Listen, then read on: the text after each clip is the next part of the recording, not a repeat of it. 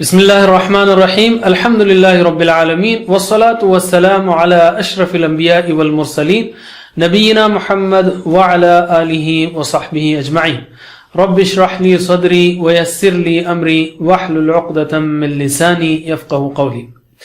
آؤ قرآن و نماز سمجھیں آسان طریقے سے۔ اس کے 23ویں سبق کے لیے میں آپ کو خوش آمدید کہتا ہوں۔ اس میں ہم سورہ اللہب سیکھیں گے، گرامر میں حمزہ والے افعال سیکھیں گے اور کچھ نکات تعلیم یا شوق بھی۔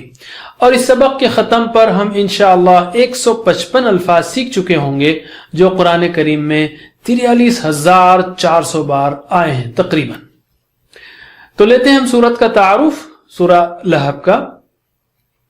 ابو لہب نبی صلی اللہ علیہ وسلم کا چچا تھا، مگر اس نے اسلام کا نہ صرف انکار کیا بلکہ محمد صلی اللہ علیہ وسلم کی سخت مخالفت کی۔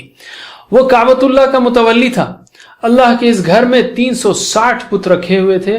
ابو لہب کی ضد تھی کہ یہ گھر بتوں ہی کا گھر رہے۔ جب نبی صلی اللہ علیہ وسلم نے عام قبائل کے سامنے اپنی دعوت پیش کی تو ابو لہب لوگوں کو بہکاتا رہا۔ ایک صحابی کا بیان ہے کہ میں نے ذو المجاز کے بازار میں رسول اللہ صلی اللہ علیہ وسلم کو دیکھا کہ آپ کہہ رہے ہیں لوگو لا الہ الا اللہ کہو فلاح پاؤ گے، اور آپ کے پیچھے ایک شخص کہتا جاتا تھا کہ یہ شخص جھوٹا ہے، اس کی بات نہ مانو۔ میں نے لوگوں سے پوچھا یہ کون ہے؟ انہوں نے کہا یہ ان کا چچا ابو لہب ہے۔ اس طرح ابو لہب نے ساری زندگی اسلام کی طرح طرح مخالفت میں گزاری، اس لیے اللہ تعالیٰ نے اس صورت میں اس کا نام لے کر اس کے بدترین انجام کی خبر دی۔ تو شروع کرتے ہیں ہم۔ اعوذ باللہ من الشیطان الرجیم، بسم اللہ الرحمن الرحیم۔ تبت یدا ابی لہب وتب، ٹوٹ گئے دونوں ہاتھ ابو لہب کے اور وہ ہلاک ہوا۔ تبت ٹوٹ گئے، اصل میں یدا، ید کہتے ہیں ہاتھ کو، یدانی دو ہاتھ، اور دو ہاتھ، دو آنکھ یہ عربی زبان میں، یا دو کان یہ مؤنث ہیں، اس لیے ہوا تبا وہ ہلاک ہوا، ہیا تبت وہ ہلاک ہوئی۔ تو دونوں ہاتھ ہلاک ہوئی کیونکہ دونوں ہاتھ مؤنث ہیں عربی زبان میں۔ ہوا تبا وہ ابو لہب ہلاک ہوا، جو آخری میں آ رہا تبت یدا ابی لہب وتب وہ ہلاک ہوا، اور شروع میں ہے تبت دونوں ہاتھ ٹوٹ گئے۔ یدا، ید کہتے ہیں ہاتھ کو، جیسے میں نے کہا ید ہاتھ کو کہتے ہیں، اور ایدی اس کی جمع ہے، اور یدانی دو ہاتھ کو کہیں گے، یدانی دو ہاتھ، دونوں ہاتھ۔ تو یدا ابی لہب، تو جب یہ مضاف الیہ آگے سیکھیں گے آپ، اس رول میں نون گر جاتا ہے، ابو لہب کے دونوں ہاتھ، تو یدانی ابو لہب کے بجائے یدا ابی لہب کہیں گے۔ لہب کہتے ہیں شعلے کو۔ ابو لہب کا چہرہ بڑا سرخ تھا، آگ کے جیسا، اس لیے اس کا نام ابو لہب پڑ گیا تھا۔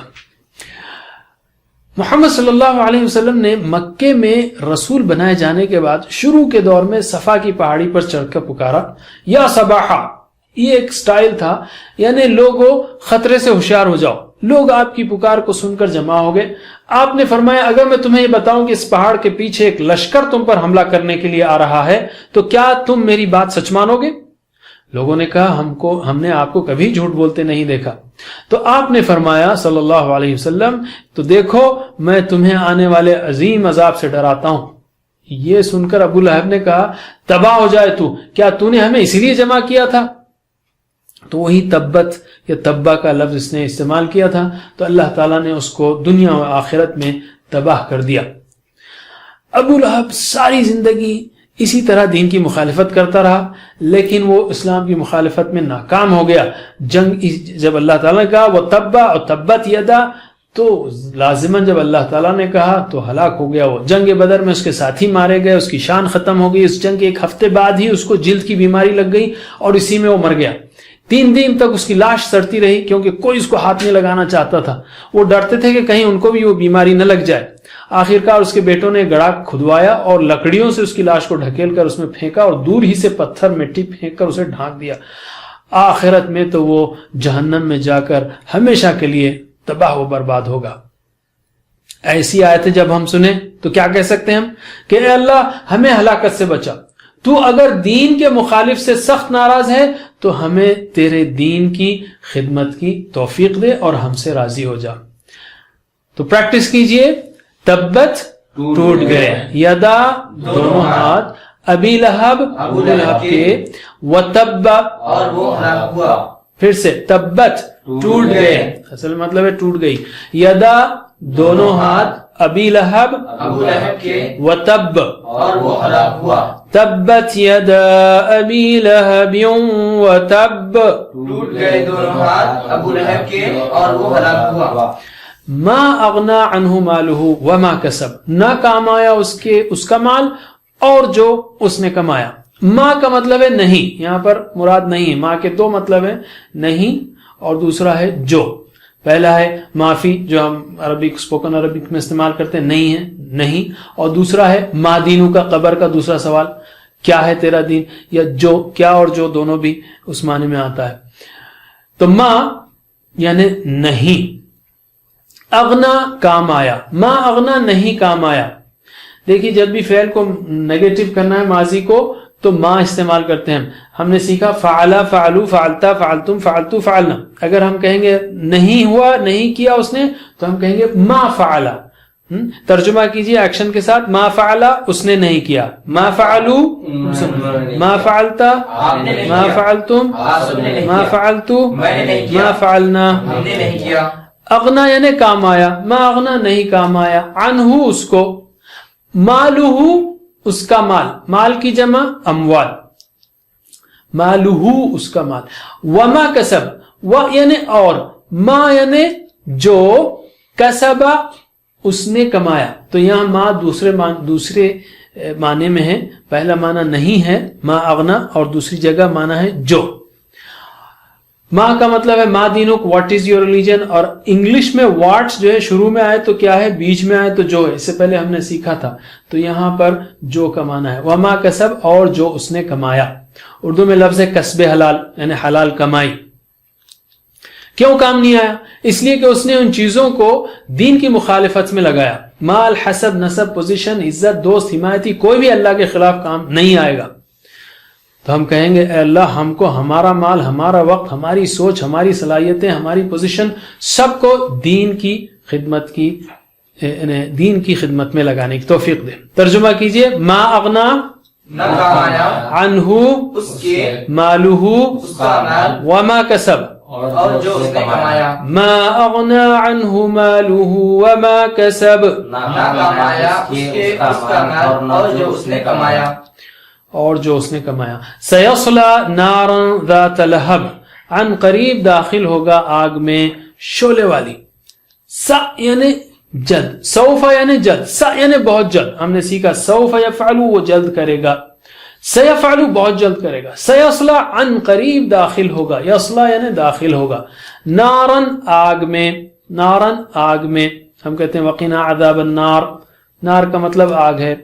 ذات لہب, ذا ذو ذی اس کا مطلب ہے والا, اور ذات یعنی والی. لہب ہم نے دیکھا شعلہ, تو ذات لہب شعلے والی. ذا جیسے ذل جلال, ذل جلال, ذل جلال جلال والا. ذا ذو ذی یہ تینوں جو ہے مذکر ہیں, اور ذات مؤنث ہے اس کی. تو ان قریب داخل ہوگا آگ میں شعلے والی, یعنی بہت جلد جہنم میں داخل ہوگا. دنیا کی زندگی کو انسان بہت لمبی سمجھتا ہے, مگر گزری ہوئی زندگی کو دیکھیں تو کتنی مختصر لگتی ہے.